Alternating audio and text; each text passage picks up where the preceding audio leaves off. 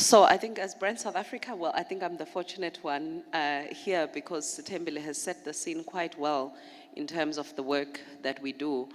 But in terms of how we execute it, it's important that our work addresses the gap between perceptions and reality. So global perceptions are important to us and they feed into the global reputation. One of the aspects of our work is that we conduct a global reputation study for South Africa that is currently done within 17 markets across the globe. And this helps us to get an understanding of the perceptions. And so in that study, the short answer would be to say that the global reputation of South Africa, based on that survey, which not only looks at extracting information from respondents from those 17 markets who are decision makers in terms of investment and tourism dollars and the likes, but it also looks at the digital demand as well as the digital supply, which is basically what the world is looking for when they are looking for South Africa on digital platforms, and what are we putting out. By we, I don't mean public sector or an entity like Brand South Africa only, but generally what is found out there by various role players. I would say the study tells us that South Africa's global reputation is promising and improving, although not at the rate that we would like it to. I will give an example that out of the 6 dimensions that are covered in the study, South Africa showed improvement. And amongst those areas of improvement is specifically its natural unique features. And these include what would be commodities, although the study doesn't specifically measure on the commodities. What we do understand is that South Africa is seen as a strategic regional role player for various reasons, of course, including advanced infrastructure, including a growing services sector, as well as how well endowed we are when it comes to commodities. So yes, South Africa's reputation is promising. Of course, there are areas of improvement, and I'm sure you will do justice by challenging me with some of those later on. Thank you very much. Zanele, and from a government perspective, what are the key export promotion initiatives supporting South African businesses, particularly in diversifying beyond traditional markets? Thank you very much for the question. I really maybe would like to latch on to what she said, and I think her and Stembiso, when you say that South Africa's reputation is promising. Anecdotally, I would like to differ, and I'd like to say that our reputation is actually great. And I think my anecdotal assertion is because of how we are approached when we use the trade promotion instruments that you are talking to say, how do we do this in promoting South Africa's exports? So first of all, we have the traditional instruments that I'm sure a lot of the audience members are familiar with. That would be your classic trade missions, where the DTIC would then facilitate business participation in markets where we would mobilize and then really arrange meetings with counterparts with a view that the showcasing of South Africa's productive capacity as well as our goods and services is put out there. So we would have what you would call your classic trade missions. Additionally, we would also invite buyers from abroad to participate in what is called inward buying missions. The third lever that we usually use is facilitate South Africa's participation in what is called global exhibitions.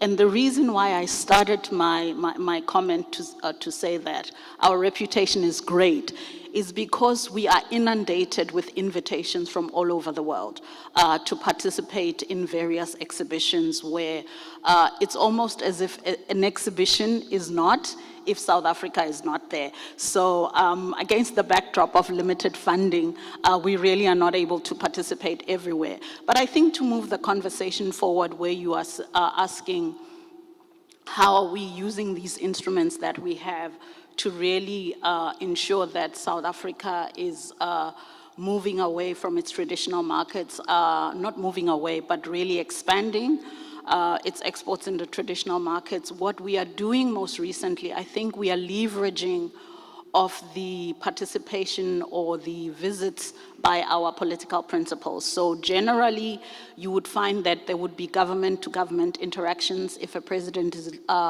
leading a cabinet or if he's meeting with counterparts abroad. We are really amplifying the participation of business, whether it's on the margins of ministerial visits and really or on the margins of presidential visits, where we are facilitating the participation of business, but specifically to promote and diversify our exports. On margins of those visits, we are usually entering into specific agreements where we've looked at our export potential and we've identified specific products that have potential, a potential in those markets, and we are emphasizing that the business counterparts exchange on those, but there's also a commitment from the leadership of that country to source those products from South Africa. And of course, I think the last one that I'd like to mention, in the digital age, outside of these physical engagements that we are having, we're also really looking at the advent of digital promotion, including even the work that's done by another entity of South Africa, which is Proudly SA, that's really entering into the foray of e-commerce, really to ensure that we are also promoting not just locally with our take-a-lots, etc., but really facilitating that cross-border transaction to ensure that South African products and services find space in markets abroad. So I'd like to end it here for now. Moving on to our core discussion, Tony, what are the main challenges and opportunities in repositioning South Africa's brand to capture premium value internationally and especially across energy, metals, and agriculture sectors? I think one of the challenges that I would mention that we can probably all relate to in South Africa's recent past, that I think much is being done in any case to address it, is the lack of security of energy supply. Of course, we've walked a journey of improvement because of the intentional strategies to address this issue, such as the just transition, for example. So those are have been one of the challenges to the brand. And from a Brand South Africa perspective, when we look at the work that comes out of perceptions in different markets, one of the areas that are nation brand disablers are, of course, the perceptions around crime as well as corruption.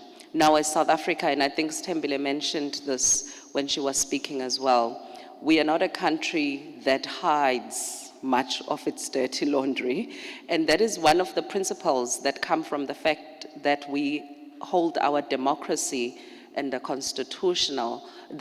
South African Constitution so dear.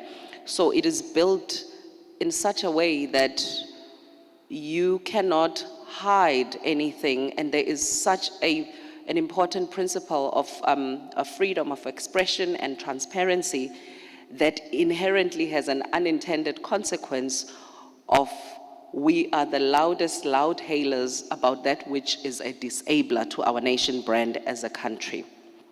And so one of the ways it helps us is that the country has to put in place responses that address those challenges.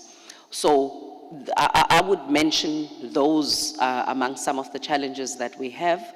And we, of course, have an opportunity, particularly in the commodities sector, to use the country of origin, as you have mentioned, to benefit both the sector and the nation brand, because one, it's naturally what the country is endowed with, but as Sithembile mentioned, when your product and the country's exports become synonymous with that destination, it has a positive effect on the country's reputation, as well as how your product becomes trusted because that destination is known for it.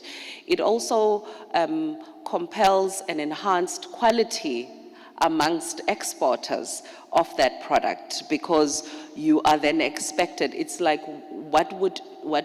if you can imagine, what is the quality that you would associate without doing any checks by yourself from a Swiss watch? It's because the country brand is synonymous with quality in that area. So we have an opportunity for the commodities sector to become more intentional about associating their products with the country brand in leveraging of the marketing that is being done to showcase itself and associate with South Africa as a country brand. So I would say that is an opportunity that is one low-hanging fruit, because work is already being done in that space. I mean, other sectors are doing it. You know, and a good example for South Africa, perhaps even the Western Cape especially, is how good our products are in terms of the wine industry.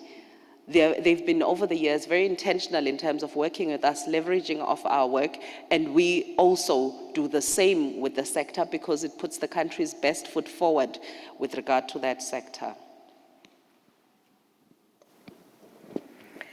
Tony, can you just touch a bit more on especially the agriculture sector in other parts of the country?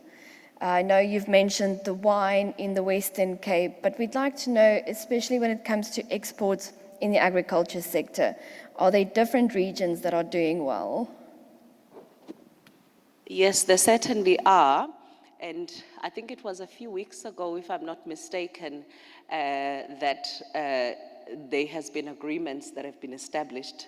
Zanele will probably be able to even speak more specifically on it than I would, that South Africa's fruit are being prioritized for import by China, for example.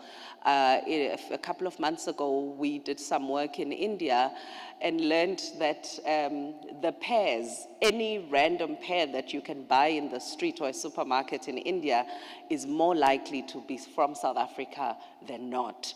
So the country is also doing well in that sector, and there is opportunity to do more by leveraging on the trade agreements that already exist by producers in that sector. And I think it would be wise probably for Zanele to add on this one. Zanele, before I continue with your next question, please can you add a comment there? Okay. Okay, you can hear me. Yes, I think very interestingly, I think the advent of some of the tariff hikes had the country in a tiz. And I think there was very specific work that was done by specific country bodies.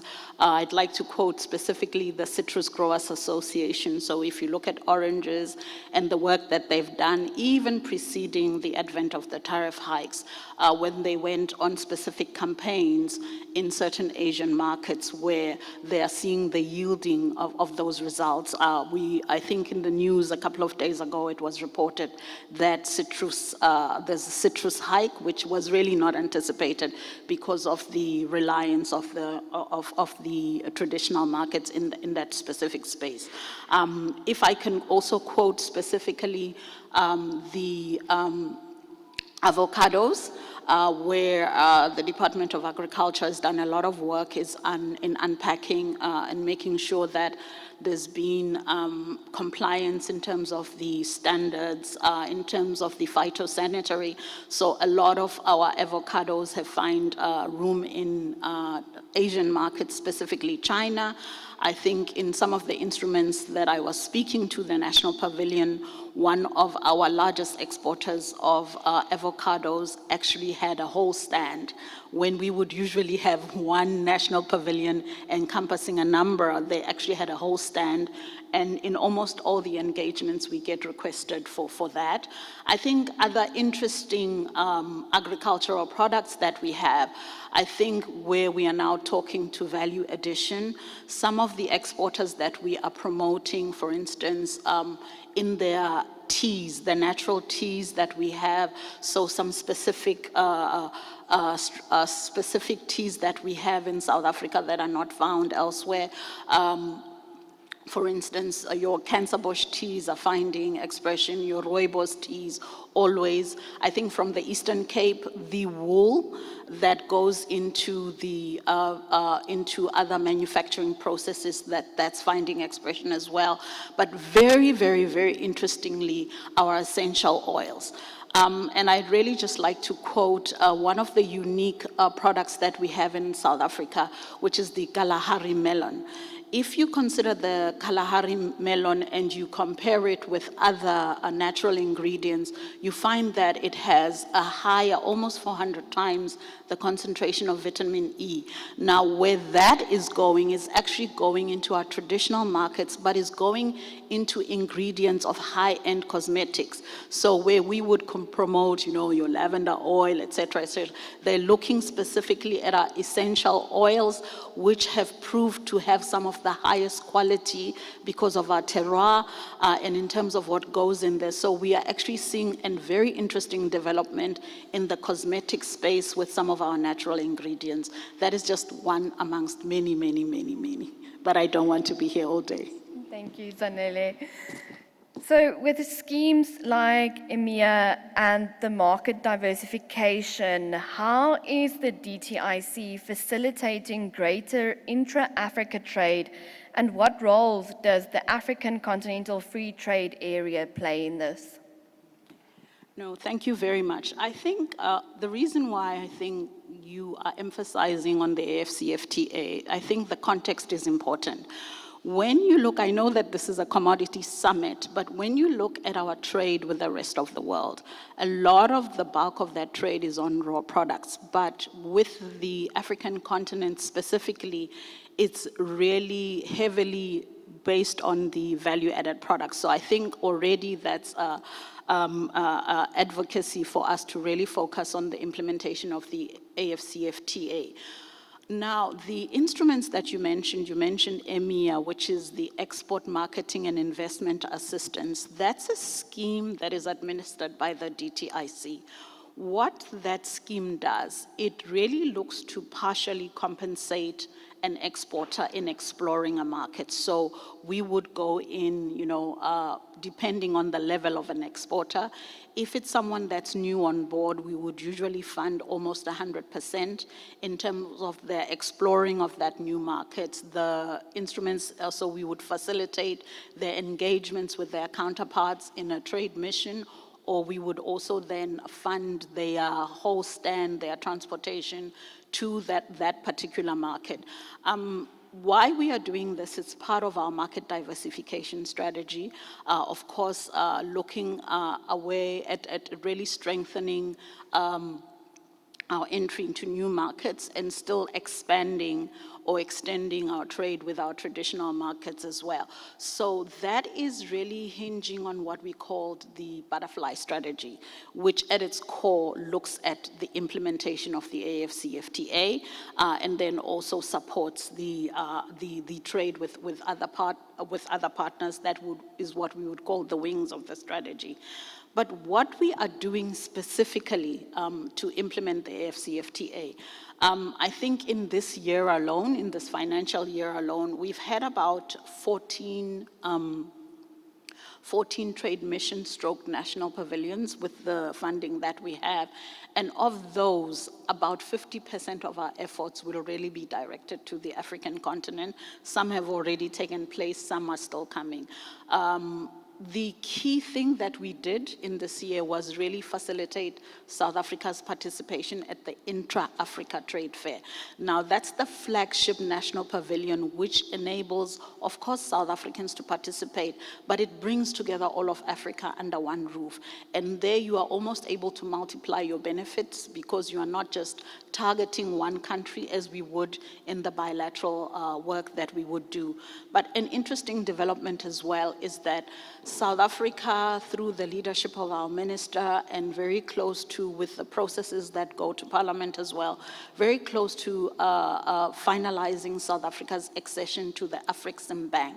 Now, why that is interesting is that in the limit, I've always been talking about limited funding, we are able to do this, but I think with our accession to the Afrexim Bank, we then have a pool of money which we can use not just for trade promotion, which is my line of work, but we can also use that funding for export development, because one of the country's challenges is really a limited or a small data exporter base. So with the funding that we can get from such institutions, we can really increase or expand our exporter base, and really, so that market diversification is not just looking at this market or looking, it's also exporter diversification, so that you have more exporters. Of course, the effect would that you would have multiplied employment creation into the country. So that's the work that at a trade promotion is being done. But my colleagues who are not here, the trade negotiators, they are also looking at the finalization of some of the protocols within the AFCFTA. Some of the work that is outstanding there is really the finalization around clothing and textiles, which would be important commodities, and also on the autos. So the rules of origin, as soon as that is finalized, I think it really opens up. But I think I'd like to close off this contribution of the AFCFTA by quoting some numbers. South Africa really started trading under the AFCFTA.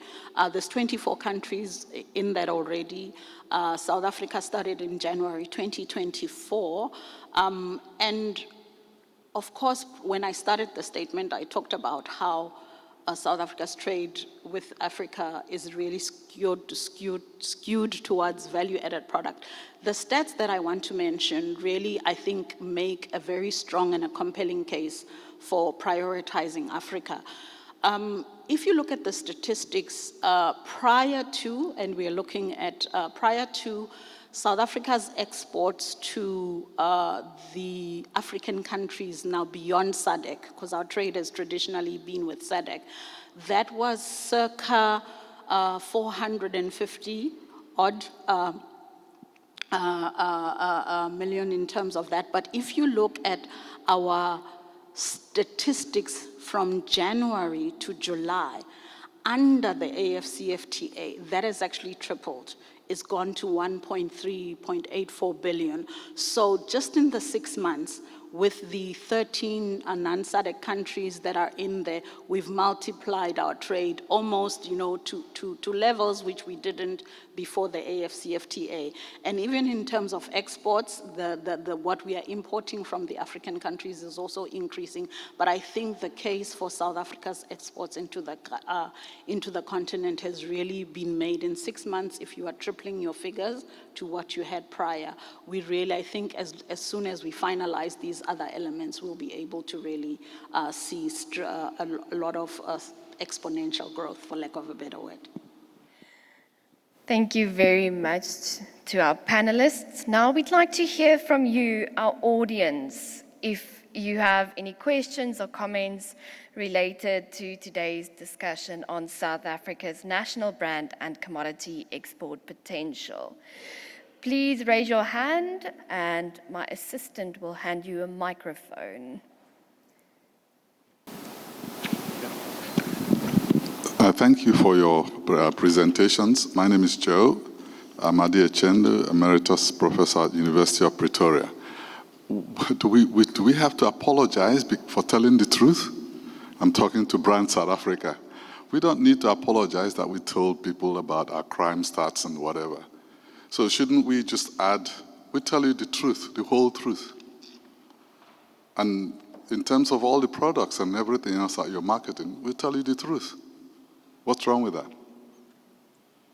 Totally. I think that question is for you. That's absolutely right. It's correct and it's true. South Africans do expose exactly what is happening in the country, but for me, representing Brand South Africa, what's more important is that our role is then, therefore, to ensure that we have got accurate information about actions that are material to address what those issues are, if they are issues, and if they are enablers of the nation brand, to enhance them by amplifying that through storytelling, which is already work that we do.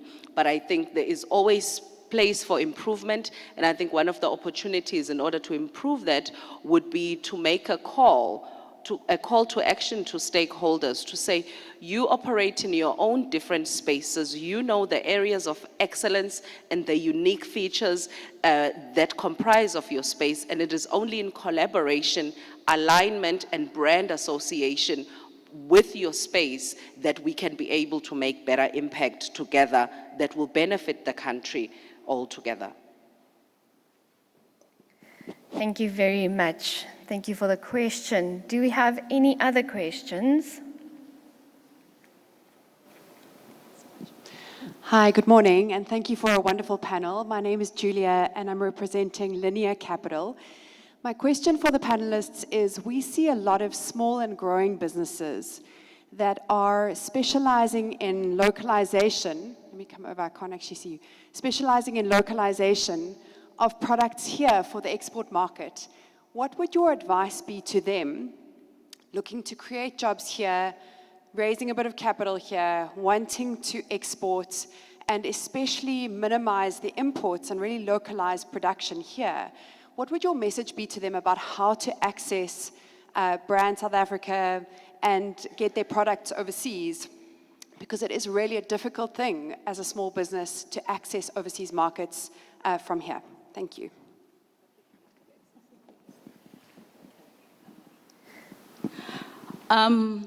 I think see me after this is really the short answer. The short answer to your question, but really, I'm obviously on the trade promotion front, and our job is really to take those emerging exporters, those small SMMEs, they're actually our focus because the big companies really don't need us. I made an example of the avocado exporters. They did their whole stand without really the support of the DTIC. So our work, and I'm not sure where you are from, if you are from the Western Cape, our work together with entities like Westgrow is really to take those companies and take them to markets abroad. But I think it's also important to talk to the pre-export process. I think the work that the DTIC does also in terms of its industrial strategy, really looking at the compliance of those products, the adherence to different standards abroad, and that is work that we do through what we call exporter development. So we have exporter development programs which we ask SMMEs to sign up to in order to really understand, for lack of a better word, Export 101. What do I need to do? What licenses do I need to have? What adherence of standards do I need to what are the processes that I need to follow? I think in the room we even have, companies from the logistics, what are the best options for me in order to get my product to a certain market at a competitive. So speak to entities like ourselves, www.thedtic.gov.za, really look at the exports banner and you will see tabs on exporter development. I think for those in the country, most of our trade promotion agencies also have that. Westgrow would be a particular one because we are in the Western Cape, but in the Eastern Cape, ECDC, in Limpopo, LEDA, in KZN, Tigzin as well, we happy to share that information with the organizers so that it can be distributed. But really contact us because our clients are the SMMEs. And just to close the loop, wherever we go, we don't use the DTIC branding, we use Brand South Africa's branding to really showcase the country. So speak to any of us, we'll really be able to direct your exporters and your SMMEs. Thank you very much. Do we have another question? I see a gentleman here in front. Good morning. I am Ngeba Masoka, representing DP World. I think my question speaks to the private sector as to how can we assist in this plight with regards to get our brand out there. Because naturally, as a DP World company, we do have the markets already within, especially within Africa, as well as the world. However, I never knew that there are initiatives like this that we can plug into in order to ensure that we assist the local brands to actually get their foot out there. We do have an offering that is market access, which speaks directly to what EMEA currently is doing as a service offering as well. And I think a partnership there would help greatly in ensuring that our exporters work towards gaining access and exposure into exporting markets. We probably have both a comment on this one, but because it speaks to your intentionality to assist, and I think we probably need assistance more than Elena, if I just look at the budgets. Don't say this out the room, but sometimes we feel like the broke cousin in the government, so it's face. You can definitely assist as a corporate that has footprint in markets, especially in markets that match where we are also interested to establish or enhance South Africa's brand presence, as well as the work that will come out of the DTI, and Zanele will maybe reference that herself just now. But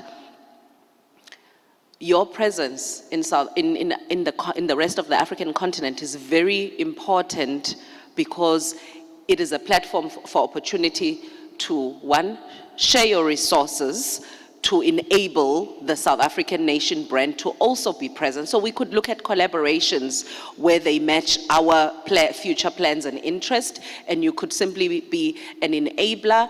And we could also, I think brand association is very powerful. It's not always a matter of money, especially when you're looking at an entity that is limited in terms of the funding. But we have seen tremendous success in terms of the benefit for a corporate that comes forward to collaborate with us. If I can make an example with perhaps one of the big platforms that we participate in, if we look at the World Economic Forum at Davos every single year, we cannot achieve all that visibility and share of voice in the media and access to spaces and conversations without the partnership, especially of private sector. So please, what Stemble didn't say, which she often likes to say, is she refers to the acronym LL Cool J, like us, love us, call us, collaborate with us, because we need it, and it's for the benefit of the economy. And when the economy is thriving, it's good for citizens, it's good for corporates, it's good for everyone. So it's definitely something that we appreciate hearing that intention from a corporate such as DP World. Really, I couldn't have said it more. We really do appreciate the overtures by the private sector to really partner with us. I think in my space, we've really sort of amplified the country branding in different spaces with different partners, which have enabled us to, where I would have half of the stage with the DTI resources. With some of our partners, we've been able to take a room full by co-locating as well, I think, to amplify the South African brand. Really, as I'm really not going to repeat what she has said, but I think for me, And I am, what is it, the disclaimer, ne? You put 3 women on stage, a man stands up and offers, we are going to take. So here is my take. I think particularly for DP World, being in the logistics space, part of what is going to amplify or increase South Africa's trade with the continent exponentially is really the efficiency of our logistics. And we were talking about fruit, which is commodities.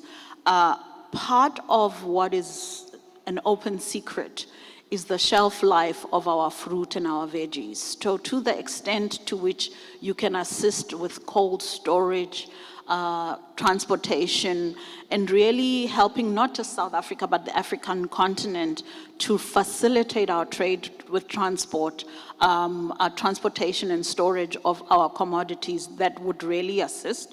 At the DTIC, together with the Department of Transport, there are really the early talks of having South African shipping line. We know that other countries like North Africa have it. And really the thinking is that in each port where it can start in Durban, and this is just anecdotal, it can pick up goods, deliver them in Mozambique, pick up goods from Mozambique. And I really think for us that makes the case for strengthening intra-Africa trade. To the extent to which DP World and the likes are in that space and can help us with your expertise, I think partnering with government on the nuances, the practical nuances of shaping this policy and what it would take to have such a shipping lines on both sides of the coast, we would be very interested in your expertise in that area. I do have more to say, but I can see you saying bye-bye. I see somebody's waiting for me as well. So I'd like to say thank you for everyone for such a dynamic and informative discussion. Today we've learned about South Africa's unique position as a trusted and competitive origin for commodities and investment, the importance of strategic partnerships within Africa and globally, and the critical role of public and private sector collaboration to build the Made in South Africa brand. Thank you to our esteemed panelists, Tony Gumede and Zanele Sani, and Stavros in his absence.